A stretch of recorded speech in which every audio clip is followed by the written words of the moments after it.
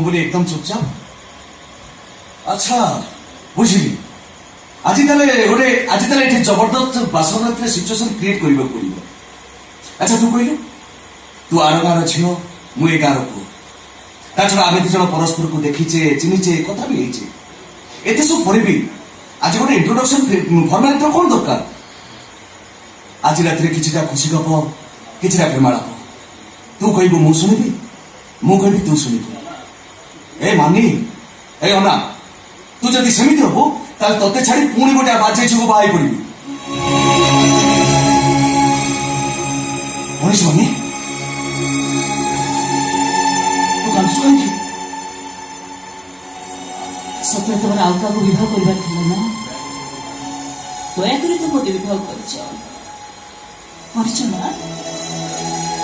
କେବଳ ମୋ ଜୀବନ ବଞ୍ଚେଇବାକୁ ଯାଇ, ମୋ ବାପାଙ୍କୁ ଋଣ ଶୁଝିବାକୁ ଯାଇ, ତମ ବଡ ଭାଇଙ୍କ କଥାରେ ବାଧ୍ୟ ହୋଇ ତମେ ମୋତେ ଆଦରି ନେଇଛ ନା? ମାନି ତୁ ଏସବୁ କଣ କରୁଛୁ? ହେଲେ ସମସ୍ତଙ୍କର ଦୟା ଅନୁକମ୍ପାକୁ ପାଖରେ କରି ମୁଁ କେମିତି ବଞ୍ଚିବି? ମୁଁ ଆସି କନ୍ୟାଟେ ଜନ୍ମ ହୋଇଥିଲି ଯେତେବେଳେ, ସେତେବେଳେ ମୁଁ ମରିଯାଇଥିଲେ ବହୁତ ଭଲ ହେଇଥାନ୍ତା। କାହାର କଣ କ୍ଷତି ହେଇଯାଇଥାନ୍ତା? ପ୍ଲିଜ ମାନେ ମତେ ବିଶ୍ୱାସ କର, ମୁଁ ତ କେମିତି ତମକୁ ଗୌରାଣ ହବ। ତମେ ଆଉ ଥରେ ବିବାହ କର,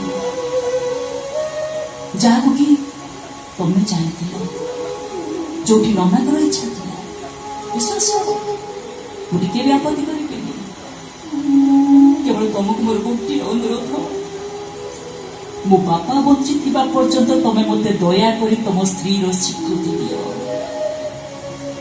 ସେ ମରିବା ପରେ ତମ ଜୀବନ ପରିଧି ଭିତରେ ମୁଁ ଆପେ ଆପେ ଚାଲିଛି।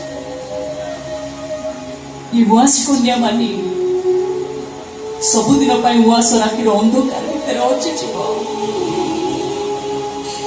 ତମେ ମୋର ଏତିକି ମିନତି ରଖିବ ନା? ରଖିବ ନା? ତମେ ରଖିବ ନା? ଝିଅ ମାନେ ମୋର ମନୁଛି ଦିନେ ଫୁଲଛୁଆ ଫୁଲଧରି ରାଜନୀ ଛାନିଆ। ମୋର ମନୁଛି ଦିନେ ଫୁଲଛୁଆ ଫୁଲଧରି ରାଜନୀ ଛାନିଆ। ଫୁଲ ସଜାରେ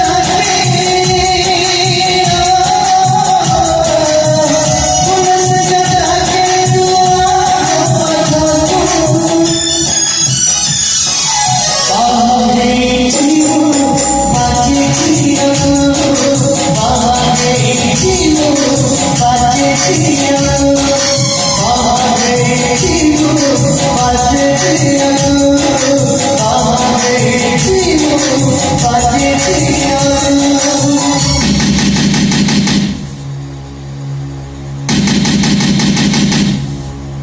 ତମେ ଏଠି ରୁହ, ମୁଁ ଦେଖ।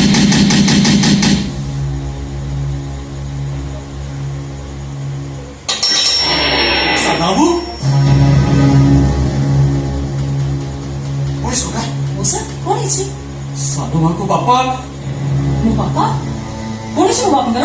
ଆମ ଘରକୁ ଆସୁଥିଲେ ସାନ ମା, ହେଲେ ତାଙ୍କ ଆସିବା ବାଟରେ ଆସିବା ବାଟରେ କଣ ହେଇଛି? କଣ ହେଇଛି? ତାଙ୍କର ଆକ୍ସିଡେଣ୍ଟ ହେଇଯାଇଛି।